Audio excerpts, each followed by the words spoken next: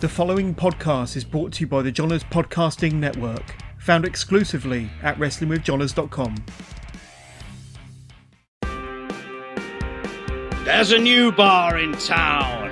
Welcome to the Turnbuckle Arms, where the banter flows like wine and the topics are as fresh as an ice-cold pint. So pull up a chair, grab yourself a glass, and welcome your hosts, The Brood! Hello and welcome to the Turnbuckle Arms podcast. I'm Michael Jolly and I'm gladly joined by my fellow Brood member Chris, and we've got together for a swift half to talk about all things to do with Impact and AEW and their Hard to Kill pay-per-view, which just happened this past weekend, which also included AEW's heavyweight champion Kenny Omega. How are you doing, Chris? Really well, thank you, mate. Yeah, it's great to be here. Coming off a really exciting Hard to Kill first pay-per-view for Impact of the year, and it was a good one. So yeah, let's get into it. Are you a bit tired since last night from staying up watching? Not just that. Anyone who knows me knows I have two little terrors who tend to keep me up anyway. But yes, they don't take it easy on these English fans. That's for sure. Absolutely. Well, as I said, we're both together to talk in social distancing, obviously, at the Turnbuckle Arms podcast to talk about AEW, Impact, their relationship, and as I said, the Hard to Kill pay-per-view. So let's get on with it. So yeah, it was a really, really good pay-per-view. I mean, what can I say? Impact, even though they don't have as many eyes on it as they would normally, they always hit it out of the park. I don't think I've seen a bad pay-per-view from them. What about yourself? Yeah, well, I haven't, and I'm in very much way the target audience for this Hard to Kill, because I'm almost a lapsed TNA fan who would have watched it in the golden age, maybe around 2006 onwards, maybe a little later. I'm talking about AJ Styles, Kurt Angle, Samoa Joe, those good years. So it's obviously changed a lot, and ironically, as the pay-per-view title suggests, TNA has been hard to kill. It keeps going, doesn't it? And I'm almost proud of it in a way that it keeps going. So, yeah, I think you're right. Despite having 0 fans in attendance and probably being hit a lot harder than some of the other promotions in the US, they've continued to put on good shows during this whole pandemic. So yeah, this was another good one, and for them, probably the most exciting thing they've had to do in a while, which we'll get into. Yeah, well, let's run down the card and exactly what happened. So we had Brian Myers took on Josh Alexander, which was a fantastic, enjoyable first match to open the show. I mean, these two guys can go at it. I mean, I can watch these two all day. Brian Myers, is obviously from WWE, partnered Zack Ryder in the Times, obviously has come to Impact after the release, and I'm sorry, but they've used him the way that he should have been used to start with. It's one thing that I like about Impact Wrestling. Because they don't have a big roster, they're able to invest time and effort into people, help them develop. That's how I feel, and I think because of that has helped them grow, and obviously it's helped the wrestlers grow. I mean, as I said, yeah, it was a really good match. Josh Alexander is a fantastic mat wrestler. He tried a few times to put the ankle lock onto Brian. Luckily enough, Brian was able to get out of him and ultimately got the match by pulling over the headgear of Josh, hitting his finisher and picking up the win. What did you think?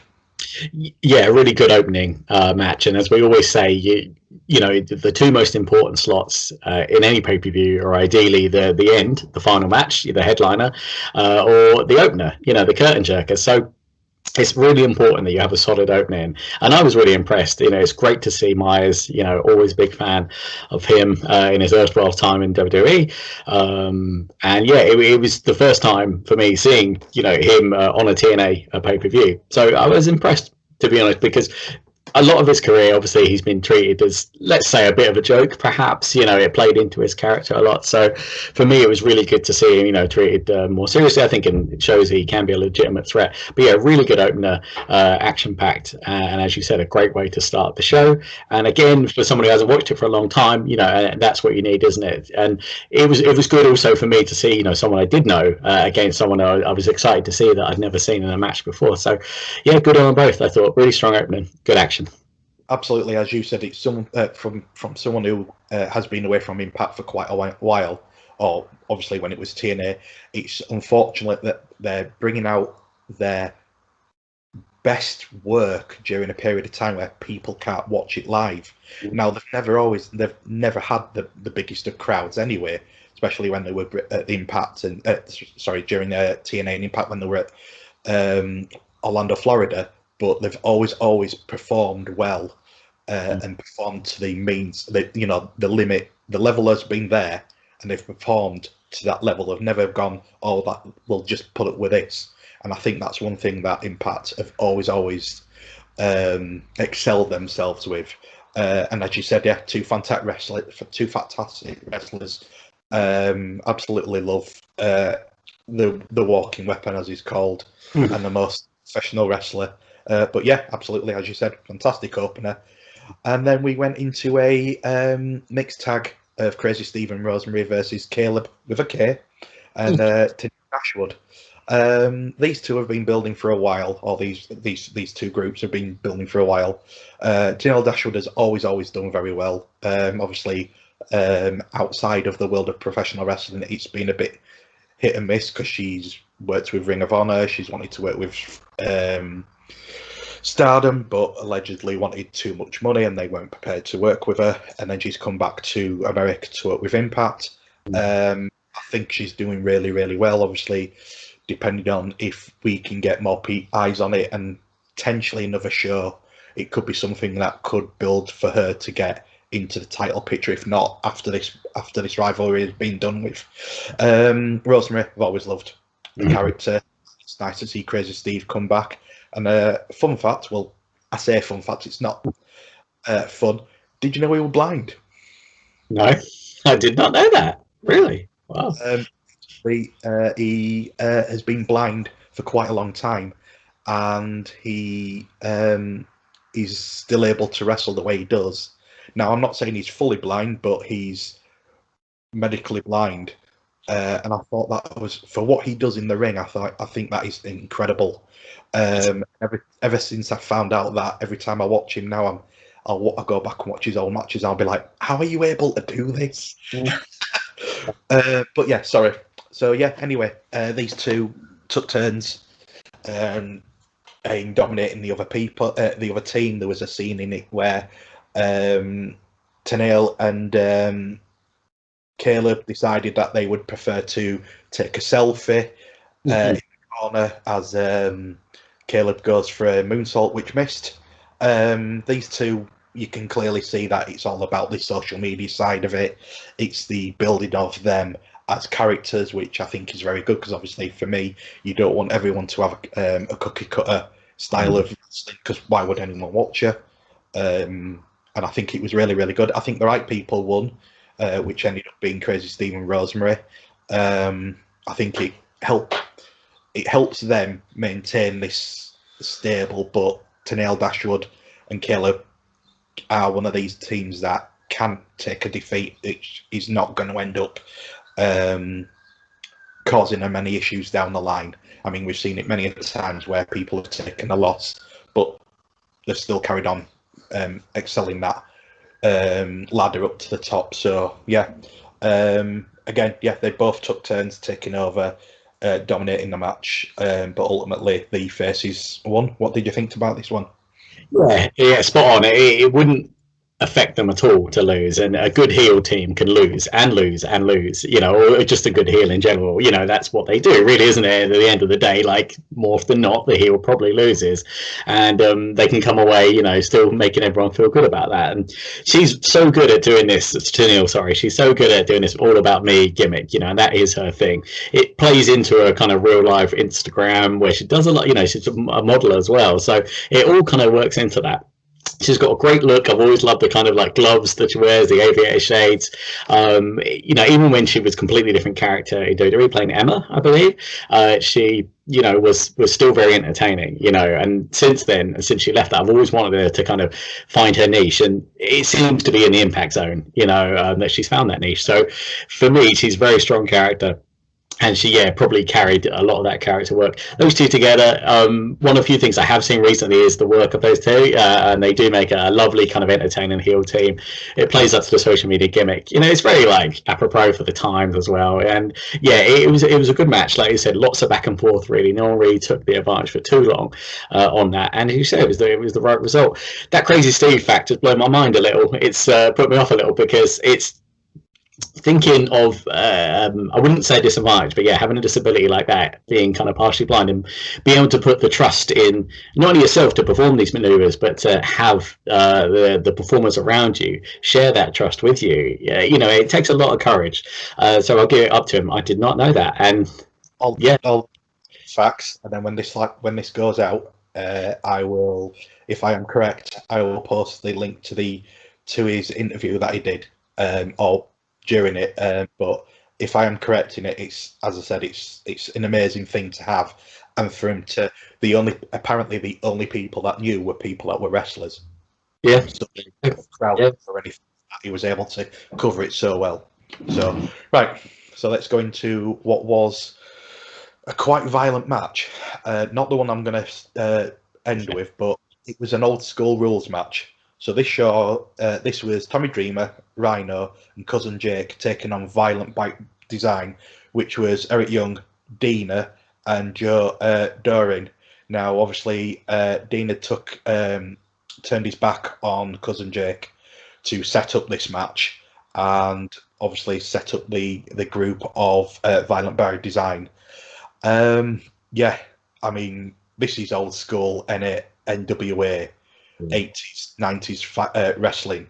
I like it.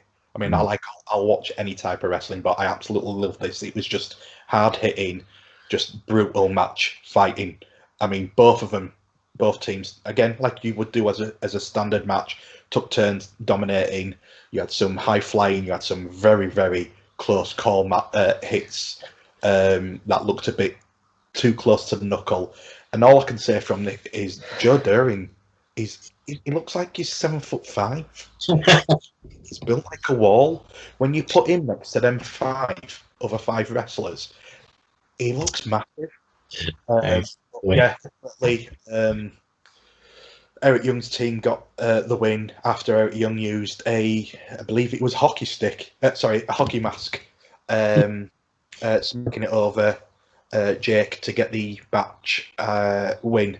I think it was a good match. I believe it should, my opinion, it's the way forward, because you're wanting to build Eric Young's stable, which also looks like a right way of doing sanity, because they were talking about an infection, taking out the infection in wrestling, and who else is better to put them two with than Eric Young? He's a ring general.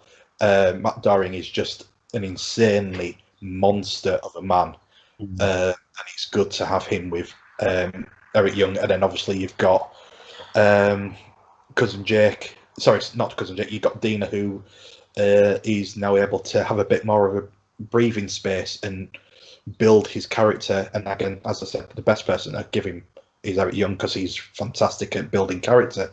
So into this one.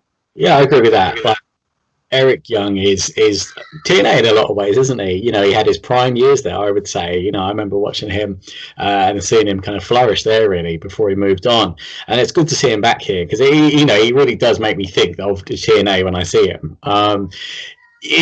Building a new stable off him would be great. As it said, Sanity, the idea in principle was really good.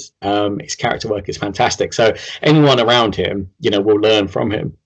And he has got a monster of a man with him there. He reminds me of, like, he's probably bigger than someone like Big Cass, for example. He's very, very tall and imposing. And as we all know, sometimes it can fail, like the Great Khali, and sometimes it can work really well. So the big men have a bit of a challenge in their own way, but they don't need to work too hard to be an intimidating presence. So that's what he's got on his side, I guess. It was a good match. It was old school. It had a little bit of everything. It would, obviously you got a bit of ECW there with Tommy Dreamer and Rhino. Big fan of that myself growing up, so great to see those guys still banging about doing what they do best. But yeah, I think you described it best by saying it was old school. It was hard hitting, and it did cover an awful lot of stuff, and almost, I wouldn't say quite in the middle of the pay-per-view, but it was the kind of match you want in the middle there. Straight up, nothing too flashy about it, no need for too many gimmicks that either. Just great straight kind of action there. And yeah, really good to see, like I said, again, not to keep coming back to this point, but as a fan who doesn't know the product too well these days, to see the odd familiar face that you might recognize, like an Eric Young or like a Rhino, that does help, with the lapsed fans. But to mix them in with some guys I don't know, that's what they need to be doing. And it brings up everyone's experience level, doesn't it, as well? So good job that they've been there with that. Beyond that, just regarding the bringing new faces and old faces in, obviously like AEW are brought in. I mean, when I say new faces and old faces, the oldest face there, you'd say Sting. Yeah.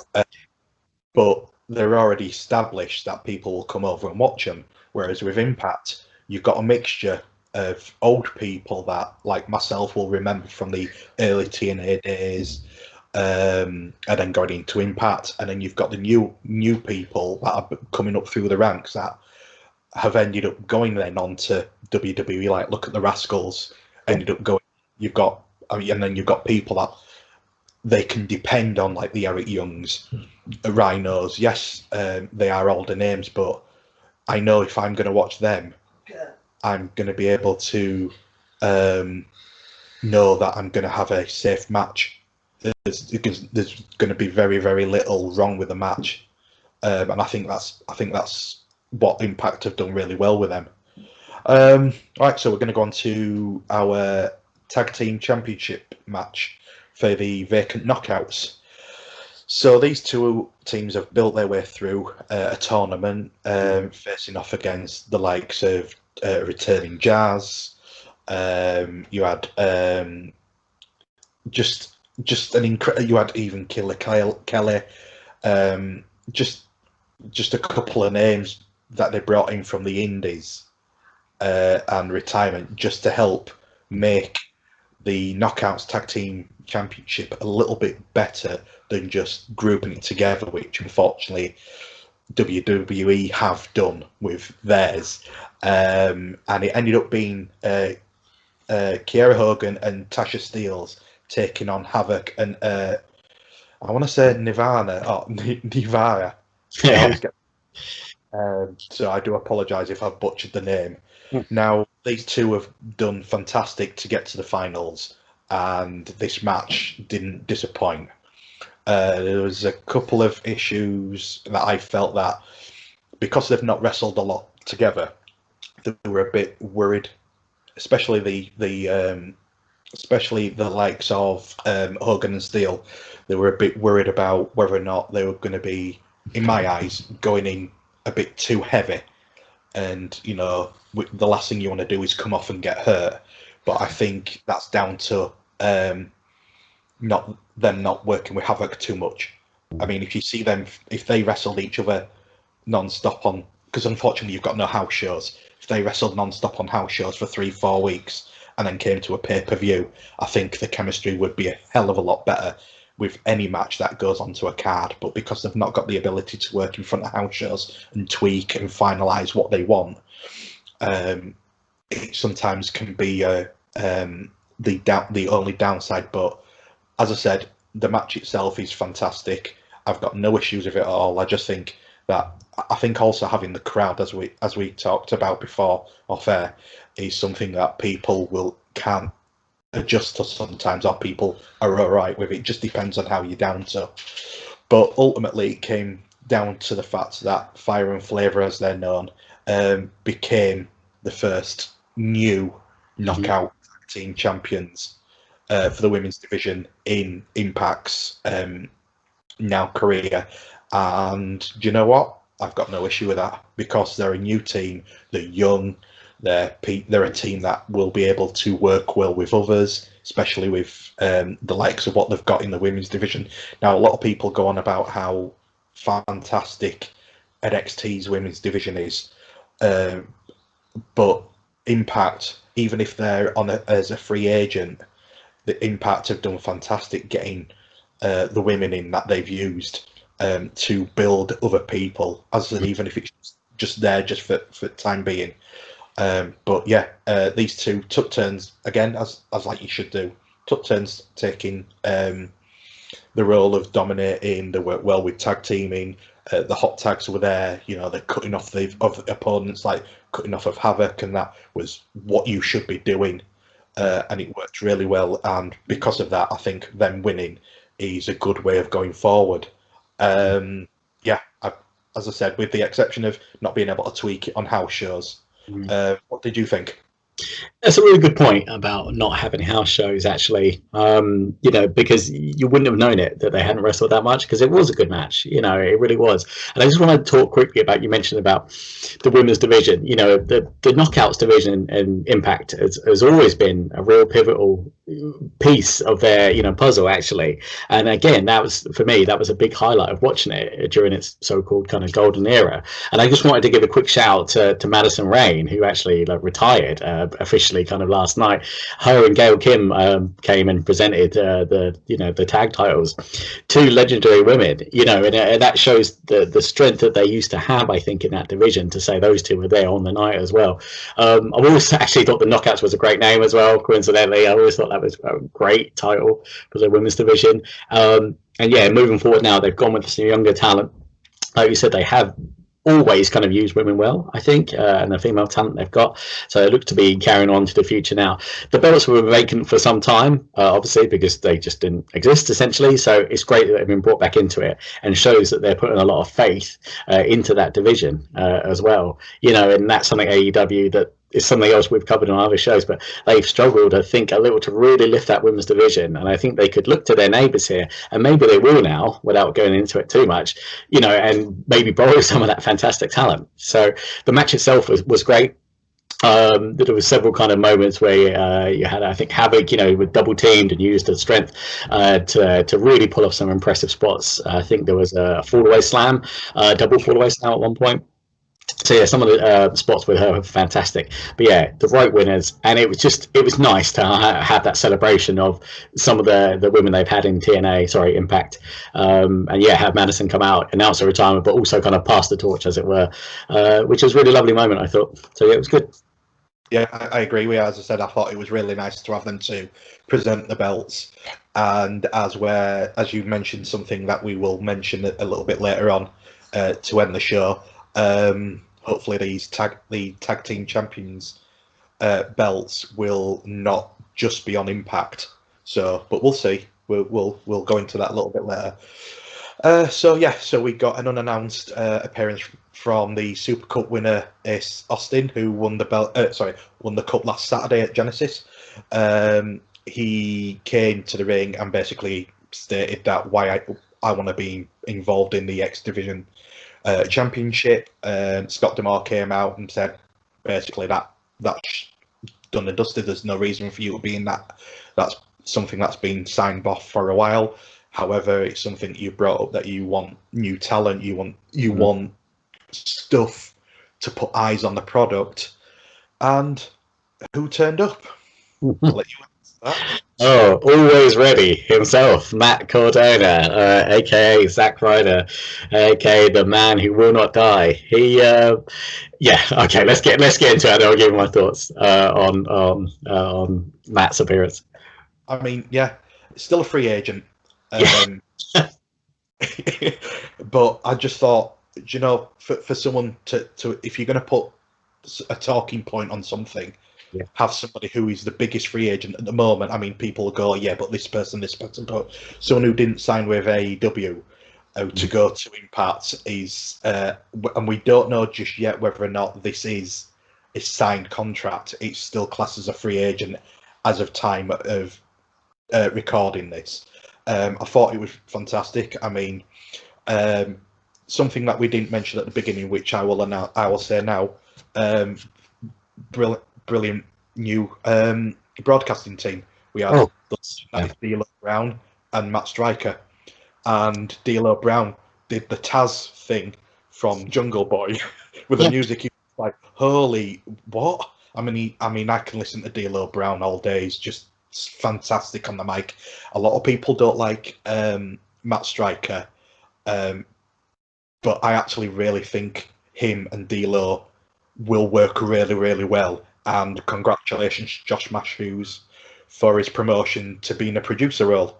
Yeah, as I said, I think these two will work really well. Apologies for not announcing at the beginning, but them two worked really well in pushing these two for Cardona being there.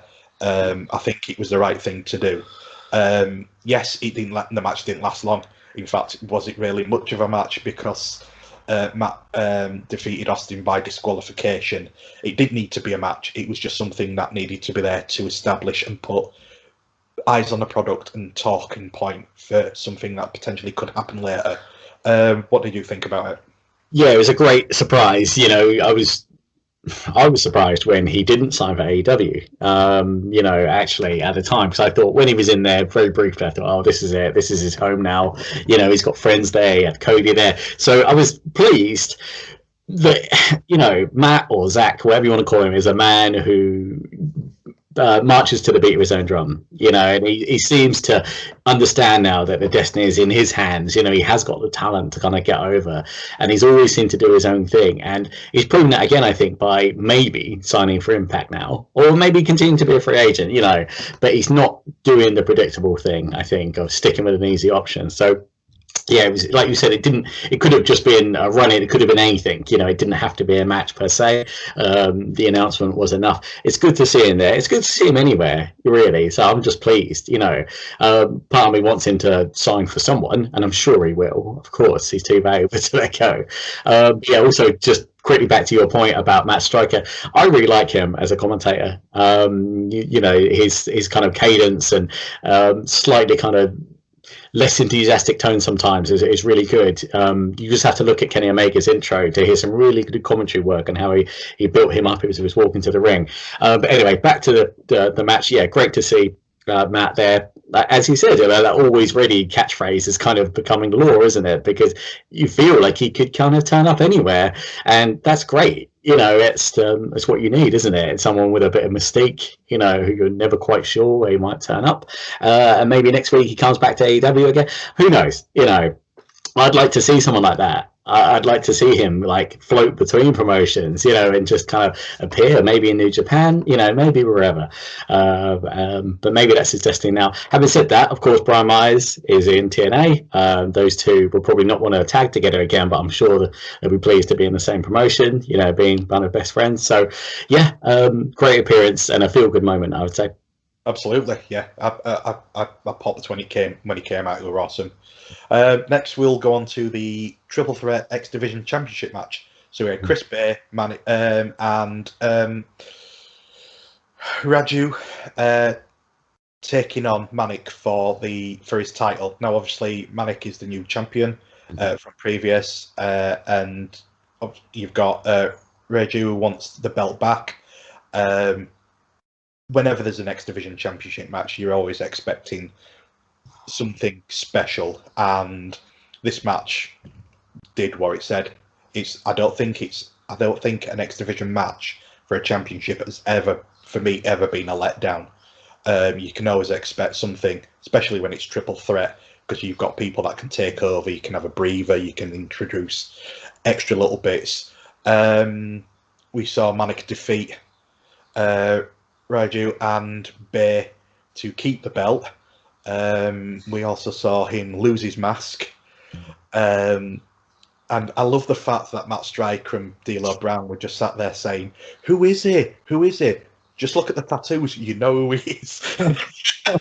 But again, as I said, they all took turns dominating the match. Fantastic spots. I can watch these three wrestle all day. I've got no problems with them at all. I think it was the right thing to have on the card, have these pretty much near the main event status in the card. We saw superplexes, double foot stomps, series of creative near falls. Just fantastic. And as I said, they pulled off the mask to reveal Manic with face paint on, it was the whole Rey Mysterio thing, pulling the mask off, and Rey Mysterio's got a mask underneath. I thought it was brilliant. Manic delivered a crucifix bomb to Bay. Yeah, it was just from bell to bell, it was just intense, and the action never stopped. So, what did you think? Yeah, something, again, not to keep banging on about what kind of built TNA, but the X Division was a large part of that, along with the knockouts, and it used to be almost the highlight of a lot of shows. And it's still very much the same as it was. Expect high flying, you expect bell to bell. It kind of reminds me of WCW's Cruiserweight Championship era, that kind of talent. And the talent they have there is phenomenal, really. It was a great match. So much happened. You'd have to go check it out, really, I think, yourself to watch it all. But I quite like the kind of mask reveal, which isn't a true reveal. And the man under the mask is a very talented individual. Now, I won't say who it is in case you haven't seen it yet or don't know who it is, indeed, by this point. But he's very talented individual, and obviously a fantastic wrestler in his own right. But you were right, it was kind of non-stop, and possibly I would have placed this match maybe as the opener instead, because again, it's always great to have this kind of match to get people invested in the product. They need to keep that X Division. They always kind of have, but they need to put it, like you said, on par with the heavyweight title as well, and the knockouts title. They don't need to be seen as below or above each other. The X Division has always been an integral part of keeping it different for Impact. So, fantastic match, a great representation of what that division does represent, and long may it continue. Yeah, like what you were saying there with something that D'Lo Brown brought up in the pay-per-view was that he always loved being on first. Yeah. So he could go to the back and say, right, top that. Yeah, exactly. I think that's actually a good way of doing it. If you can go in and say, right, I've done a really good match, it's only going to get better from here. Then people will talk. I think it was a good way of putting the talent across, and to say, look, we always strive to do better. So right. Let's go into the last two matches. So we had the Knockouts Championship match, where Deonna Purrazzo defended her championship against Tay Valkyrie. Now, actually, Tay Valkyrie is a former Knockouts champion. Deonna has made such an impact, pardon the pun, since she came in. And she's just elevated. I mean, you can't even say it needed elevating, but she's elevated the division higher. And no matter what she's doing in the ring, it's just gold. I don't think I've ever seen somebody. I mean, for me, I don't know why she was released, because there was so much potential there, and she's been able to knock into that and be able to exploit what she's good at. And Impact have been able to say, just do what you want. They've done fantastic. As I said, these have gone back and forth over the mic for the last few weeks. Where do I start? I mean, Deonna was just vicious from the start. Valkyrie was just trying her best to get on top of maintaining that advantage, but every time she tried, Deonna was able to exploit a weakness, or be able to take advantage and build it to her advantage, which ultimately made Purrazzo defeat Valkyrie again to stay Knockouts champion. When you look at it, she's only 26, and she's got so much potential. But again, Taya isn't any slouch. Anytime she's in the ring, she always gives 100%, and that is something that I feel that some people, not just women, but people in general, don't always give their full ability, should I say, in able to put on a match. Every match at the moment should be the best that you're putting on, and these two again I could watch these all night. They were just fantastic. I think this isn't the end. I don't think it's the end, but I think there might be a bit of a breather. Let something else take over, and then they could potentially go back into it and see if they can make more eyes on the product than they already have. What were your thoughts on this? Yeah, like you said, 26 for as a unlimited potential still, really. Wrestling with perhaps, like you said, a chip on her shoulder. She mentioned herself that she was happy to be in Impact because there is a smaller roster and it does allow her to have more time, to develop as a character and lead that division. And I think she showed it there. It was a great match. And again, that the Knockouts division is something to highlight in all of Impact, and she being at the helm of it is the right choice. I would argue that, like you said, sometimes the best feuds are stretched out over time. Look at Omega Moxley. It's been many, for various reasons, many months between their initial match and their most recent kind of clash, and that can help build things. I'm all for a series of matches, but when it's that good, people will wait for more. They will salivate, they will anticipate, and so. Yeah, I don't think, even though I want to see more out of these two, don't do it straight away. Let's hold that back a little. A really good match from both of them, really strong characters, both. And again, yeah, it's something to shout about and celebrate. I think that whole division, and a great representation at the very top end of that division is Donna. So yeah, fantastic job by her. Like you said, 26. That's scary. That's quite scary of what she could do, and the world is a roaster, really. I think she can continue to develop and lead that division, and who knows what will happen for Impact from here as well. So let's hope for her sake, more eyes do get on the product. Yeah, and then we went into a match I completely forgot until I've just seen it again. We went into a cinematic Mortal Kombat type of virtual fighter match where Ethan Page took on Karate Man. Basically, it's himself. Even if you just go onto YouTube and just go onto Impact's highlight reel just to see it, it was just daft. Basically, it was the alter ego Ethan Page took on Karate Man in what would be Page's farewell match to Impact Wrestling. It was portrayed as a really, really old school video game, like the original Mortal Kombat, which saw Karate Man have his lips split, and for him to then reply by ripping out Page's heart like a finish him was just what? I know you've got WWE and AEW. I've done the cinematic matches in the past with very, very big budget, but the fact that they went, you know what? Let's just do our own and just do it as cheesy and as so bad. It was really good, and it worked because of how Karate Man and Ethan Page have been working together. Yes, again, they're the same person. It just worked really well, and it was just daft funness, which was just, yeah.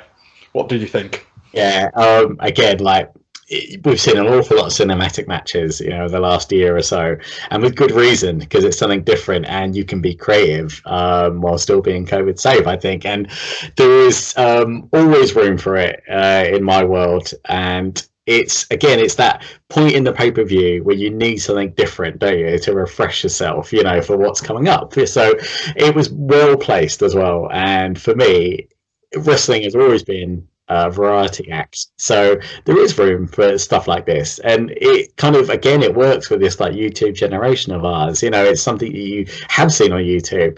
I'm a big Mortal Kombat fan myself, so for me, I really enjoyed it. It was the classic kind of Kano fatality, rips the heart out, and what a finish. So he really is done. I think Ethan Page is done. I'd love to see him come back from this. Having seen that, we did see Rey Mysterio lose an eye, and seemingly he's okay. So, and get chucked in the building, I should point out. So who knows in this wacky age. But yeah, I do think this kind of match more than ever has a place, in this world we're in at the moment. It is entertaining. It puts a smile on your face, and it's different, and I'm all for that. And again, if you're someone like Impact, who is arguably third, fourth, in the tier of kind of popularity in the US, You do need to be different, and that's the kind of thing that catches people's eye.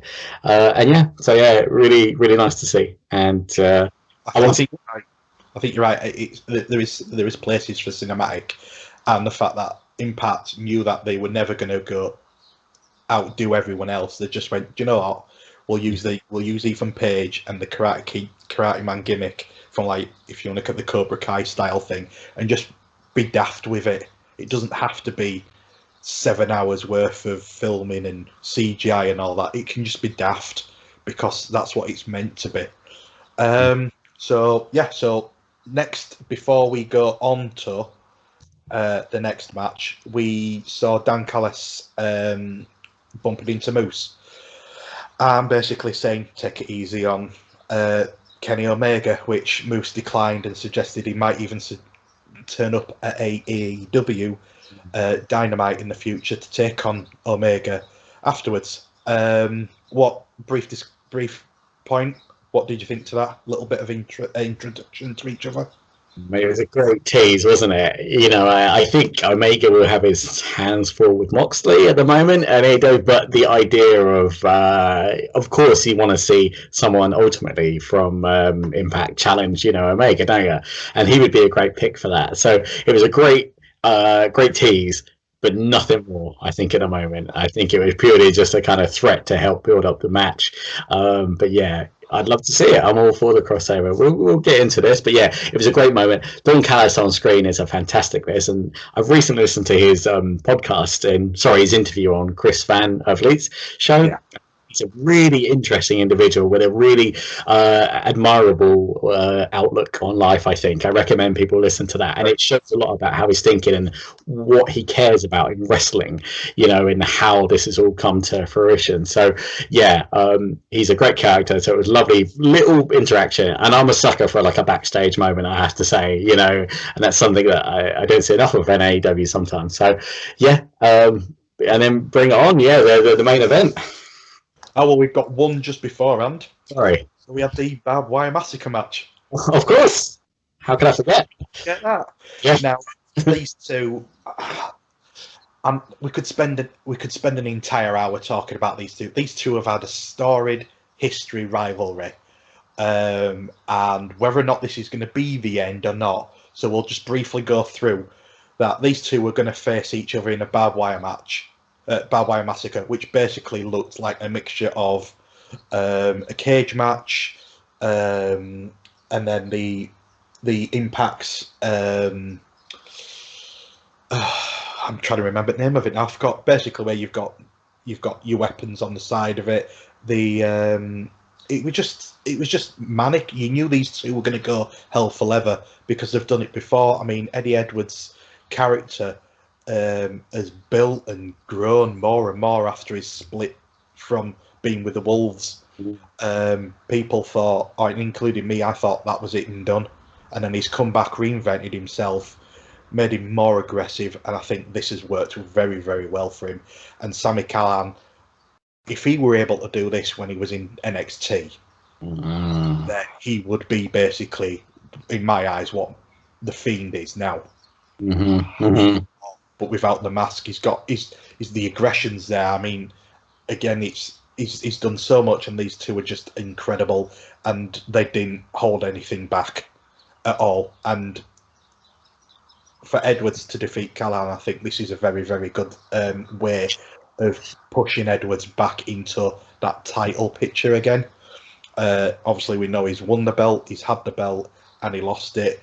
I don't think it's the next thing he's going to do next to face Rich Swann, but I do think that this will propel him back up to the main picture. And as I said, and Callihan is just fantastic in the ring. I mean, there was a spot where there was a missed spear crashing into a steel cage wall.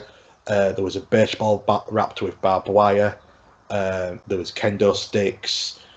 You had Edwards delivering the Boston Knee Party to Callihan, who had the wrapped barbed wire chair, and for Callihan to kick out at one was just immense. As I said, it's just, if you like this is a nice introduction to New Japan. Mm-hmm. And when I say introduction, I mean out of a scale of 1 to 10, this is a 2. Mm-hmm. We've seen worse. But if you're going to go on to New Japan, be prepared for what you're going to end up seeing, because it's far worse than this. But for what they could show on Impact, I think they didn't go too far overboard, but they delivered what they should do, with, as I said, without hurting anyone too much. Yeah, I think this was, with the exception of the main event, I think this could have potentially stolen the show. What were your thoughts? Yeah, I had a look earlier. This is only the 4th time they've had a barbed wire massacre match, with the first starting in 2005. So it's something they don't often go to, which it shouldn't be, so which is great. Callahan is such a character, and I never really knew him during his NXT days, but having spoken to you guys about him since then, I was very intrigued by his character. So I've been, looking up on him, trying to watch some of his stuff. He's a really interesting guy, and I like that description of the Fiend without a mask. Really, he could fill that role. So for him, this was a good match for his type, let's say, his persona. You mentioned New Japan as well. I think he said that his hero was Masawa. He was a fan of these, matches, obviously, himself. So great tribute to him there in so many ways, with the finish as well. Well, not the finish. He pulled his finish and moved off. Great for I would have expected Callahan to win, actually, to be fair, because of the match type, I think, for me. Yeah. So I was a little bit surprised, but yeah, I think it's a good result as well. And again, he's a man who can take a loss. He can keep licking and keep on ticking, can't he, as they say. So he of course he'll be back. But yeah, it's really strong showing from both of them. And as you said, it pushed the level of violence, but not to a ridiculous amount. I think as I say, hit the nail on the head, but hit the barbed wire on the head, I suppose. But some nice creative spots. There was a particularly nasty, I think, dive out, and Callahan kind of through the table, which I really thought was quite nice.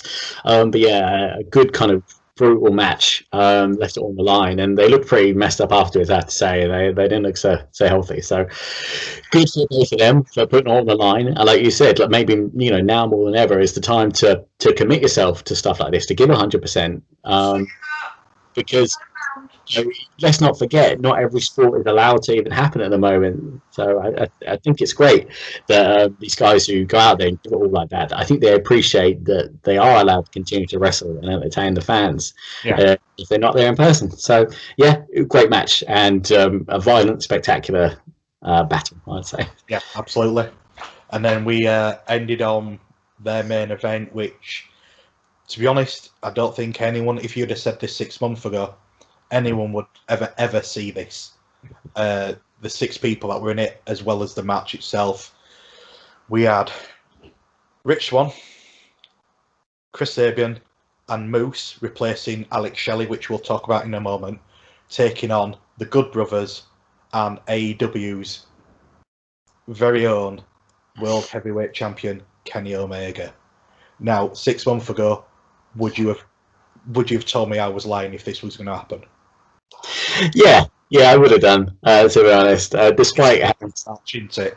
Yeah, it's a massive match, and as Don Callis had pointed out previously, when was the last time you saw 2 champions from 2 promotions fight each other? And it's true, I can't think of that. So, well, let's get into it. I was really excited for this. Massive Omega fan, obviously, but for me, this is the most exciting thing that's happening in wrestling right now. Right. Well, if that's the case, I'm going to flip it. I'm going to let you do it. Go on. Okay. Right. We'll talk a little about who was in the match. So again, when TNA, when I used to watch that, the Motor City Machine Guns, I was a huge fan of those guys. Detroit needs heroes, as they used to say, and they were heroes. They were spectacular in the ring. It's been like almost a love story of how they've separated and come back and tagged and left and come back again, Saban and Shelley. So it was a real heavy heart that we saw that he wasn't going to be in the match. It broke late Friday night. Pat broke it really late Friday night, introducing Moose. They didn't actually say anything of why he was there. It was just due to basically unforeseen circumstances. And then it was reported afterwards, which I'll let you take over, for what had gone on.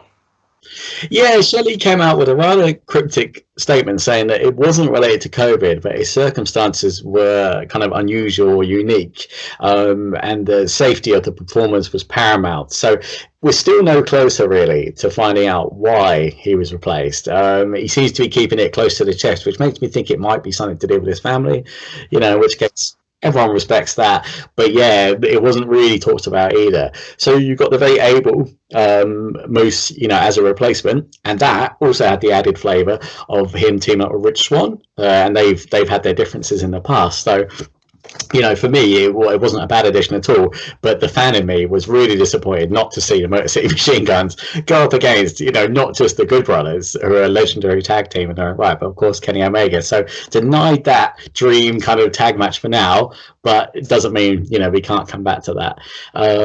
But yeah, Shelley kind of in character was pointing out that he still owes those guys receipts for the beatdowns. So let's hope he can do something into the match itself. They reported that Moose was probably the standout of that show, and I can't deny that he really caught my eye as well. He's a big guy, and he pulled off a standing moonsault, which is something I couldn't even dream of performing, and I'm not a big guy. And so, I think the standing moonsaults, the only other person that does it is, if I remember rightly, is Apollo Crews, and Moose is bigger than Apollo Crews. Yeah. Yeah. So the fact that you can say that someone who's bigger than Apollo Crews can do it, and is able to do it without looking a bit, should he really be doing that? I think it was fantastic. Absolutely.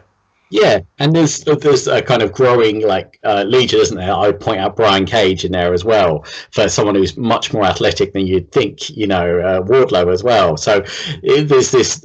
I'm not really a fan of just because you're big you can't do stuff. So it's good that Moose is in that lineup of large athletes who can be very athletic as well, because that's more my kind of thing, I would say.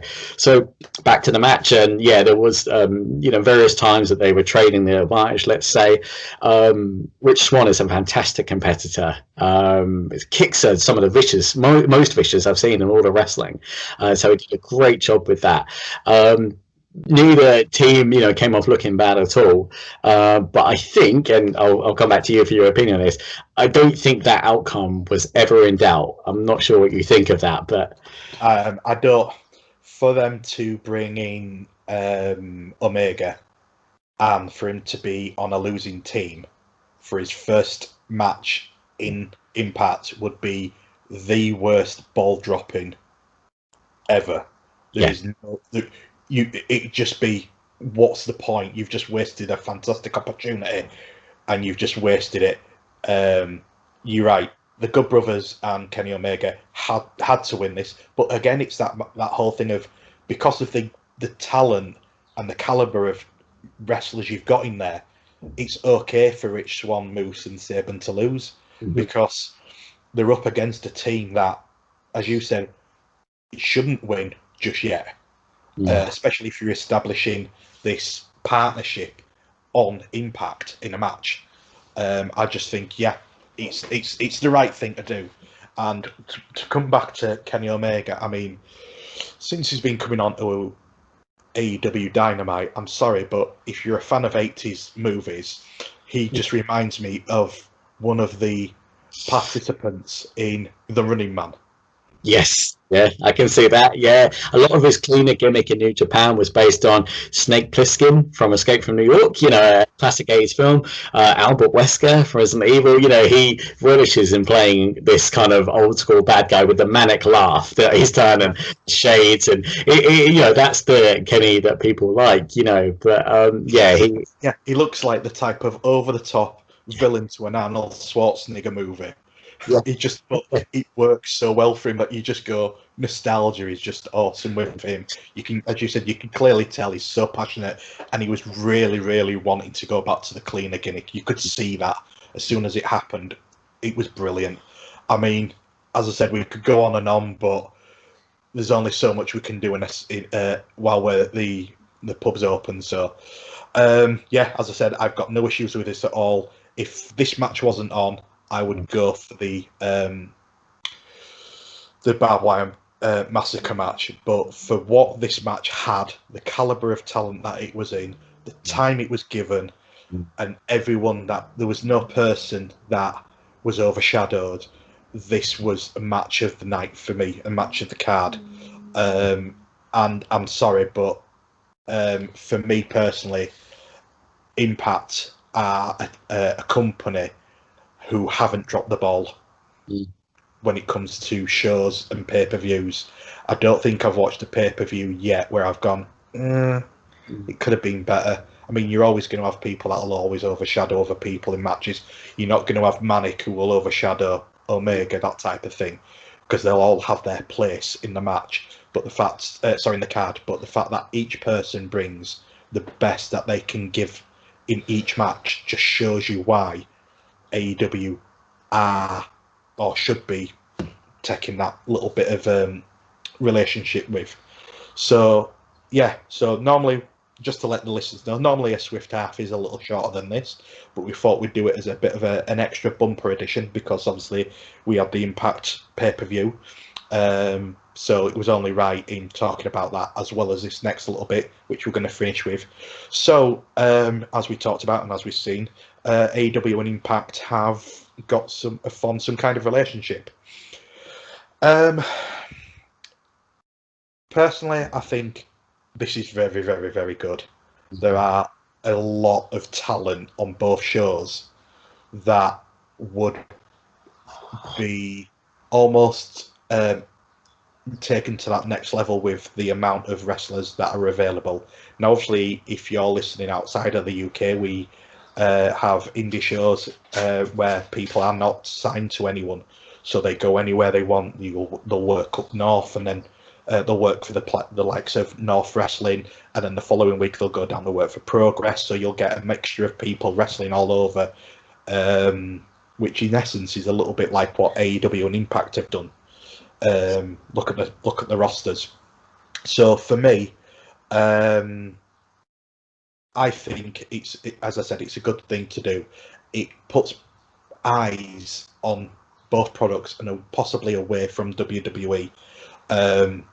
Now, whether or not that is intended is a different thing. You can read into that as much as you want. People will be sat there going, oh, yeah, they'll be doing it because they want to take it away. It could also be a fact of they're looking at the future of wrestling in America. And if it's a partnership, like they've always talked about having a partnership with especially Ring of Honor and New Japan, why is it different with AEW and Impact? Impact don't have the eyes on the product. But when Kenny Omega was on there, they had almost more than NXT, if not more. So it just shows you what that can bring, and especially with the Don Callis relationship between them both, it can't be any worse than giving it a go. So what are your thoughts on this apparent partnership? I'm ashamed to say I've got like goosebumps thinking about the potential here, because it's so exciting for me. And it all started at Winter is Coming. You know, when you had that classic moment where Don Callis was interviewed as he was leaving with the newly crowned champion Kenny Omega. You know, when he stated that you'd find out all about it next Tuesday, and the commentator there was Dynamite's on Wednesday. You know, and it was that moment where the penny dropped and oh my God, you know, Omega's going to head to Impact. And it was a beautiful moment. It was one of my favorite moments probably ever, because it was so well done. And it's like, you know, I am the living proof of what they've tried to do. I think I've watched Hard to Kill, you know, because of Omega and the Good Brothers, you know, because of that match, because of his involvement with TNA. Sorry, let me just jump in then. So if Kenny Omega wasn't on Impact, would you have watched Hard to Kill?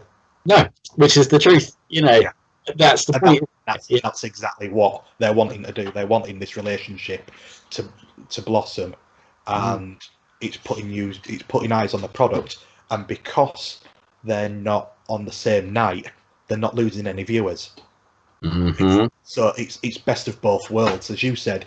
That whole thing of Don Callis saying next Tuesday, you thought, hang on a minute, as he forgot he's not on Impact. You know, he's supposed to be on Impact.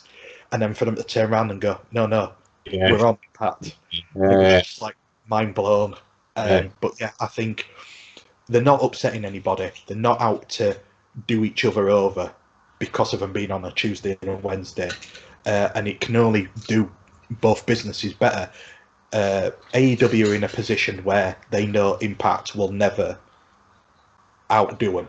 Mm-hmm. So it's almost as if they're saying, we'll help you to get to where you want to be, but they know that they'll never go over the potential of bringing in more viewers of AEW, because unfortunately, Impact is not on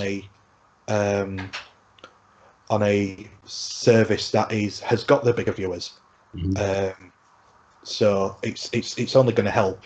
So as like you said, yeah. So because of that, you've gone and watched Impact, and I'm assuming you'll end up starting to watch a bit more Impact now because of this. Yeah, very much so. I've been watching it for the last 3 or 4 weeks, and now likewise, you're excited to find out what's going to happen in Dynamite. This Wednesday too. It works both ways. I think you're right. They're only going to elevate the talent, and what they've done is not just said there's a partnership, but they've said, this is a storyline. This is an invasion, and the TNA stars or Impact stars have taken umbrage to that, and they've started to already play against it. And I think that's brilliant. This is their chance to rewrite some of the things that WWE got wrong in Age Angel. This is their chance to not drop the ball like they did and carry this on and bring in. I hope to see it go beyond. I hope to see people involved. I would love to see this one come down this Wednesday. It really might. So, and it's that not sure what's going to happen. That's the most exciting thing I believe. And it's pure unpredictability. It's something that sometimes can be predictable. And as an older fan who's been watching long enough to sometimes see what's coming, it's made me feel not jaded about stuff. It's brought a real excitement back to the product. And yeah, it's been great. And if you're going to take on WWE, why not team up with someone else? And just do the best you can together. But they both elevate each other, and that's key. That's absolutely key. So yeah, I bring it on. I can't wait to see more of it. And we look forward to Tuesdays and Wednesdays. So yeah, absolutely. I mean, there's so many. Well, you can say dream matches or whatever, but you've got so many abilities to bring over wrestlers, like we saw with the NWA belt being defended on Dynamite. You've got all the Impact wrestlers with titles that can go over and defend on AEW, and likewise the other way. Obviously, unless they're going to win the belt straight back, I can't see anyone losing a belt. For instance, I can't see Kenny Omega losing an AEW belt on Impact or to an Impact star, unless they're going to do some kind of swerve where it's like, oh well, it wasn't an official match, or I didn't officially sign this, so actually I still have the belt. But there are so many even non-title wrestlers that don't have titles. There is so much potential to have so many inter-brand matches and get potentially the invasion match that we all dreamed of, and potentially, hopefully, it goes longer than what we ended up getting in obviously WWE early 2000s. But yeah, it's just, I mean, again, it's just that whole thing of we could sit there and go through the entire roster and just say who we would want, and this, like it just said, Motor City Machine Guns against the likes of Jurassic Express. Yeah. You've got because of the High Flyers. You've got Brian Cage potentially having a grudge match against somebody from Impact. You've got Rich Swann facing. I mean, I know it sounds daft. You've got Rich Swann facing someone like Darby Allin. yeah, No belts, but the fact that they're two fantastic wrestlers that have both got different, unique styles that would work really, really well. And then you've got the women's division. You've got such a fantastic women's division in Impact, and that, yes, AEW have dropped the ball a little bit with people that they've got, but they're working on it. They know they've got issues. They've openly established it, but you've got people that from Impact. I mean, you could bring Jazz over and wrestle some of the younger girls, or even like, for instance, Jazz versus Thunder Rosa. or you've got I'm just you know what there's so many that I'd have to actually write down the amount that is potentially there that is just money. And as you said, they're not hurting either company by doing what they're doing. If it was both on Wednesday nights and they were both you have to fight each other, then it's not going to work for anyone. There's no business adventure there. But hopefully, if they are carrying on with this, it goes more than just Kenny Omega. And as you said, as we talked about with the whole, Good Brothers coming over at their last AEW show that they did before, obviously to set up the match and everything. I think we will see that feed through, but whether or not it starts straight away or whether somebody on commentary or someone in the ring, like for instance Darby Allin, will say something or say that he's taken note of Hard to Kill and seen certain people he'd like to have a go at that, have a go at them, like Manic versus Darby Allin, as I said, or you could have Moose and Brian Cage again, or you could have the likes of Eddie Edwards versus John Moxley. Well, I was thinking Sammy Callahan, versus John Moxley, or Eddie Kingston. Imagine those three going at it. Tremendous, isn't it? There's so much potential. Yeah. Really. So, but as I said, there's so much that we can go through we can do that another episode. So I'm going to say that we're sorry, but we're going to have to close the doors on this special bumper edition of our Swift Half. Normally it's a lot shorter than this, but we had to fit it all in one because there's so much to go on about, and especially with who was involved. So I'd like to say thank you to Chris, fellow member of the Brood, for joining me on what was an entertaining episode. As always, if you like what we do, we have so many great episodes available for you on our YouTube channel, on all your favourite podcasting platforms. All we do is just ask you to search for the podcast, Turnbuckle Arms Podcast. Plus, you can also find us on Twitter, Instagram, and Facebook. We may be closing on this episode, but our social media is always open for everyone to have a chat and a drink with the Brood. And as always, what we normally say would be take care of each other and look after yourself, and we'll see you again next time. Bye. Thank you.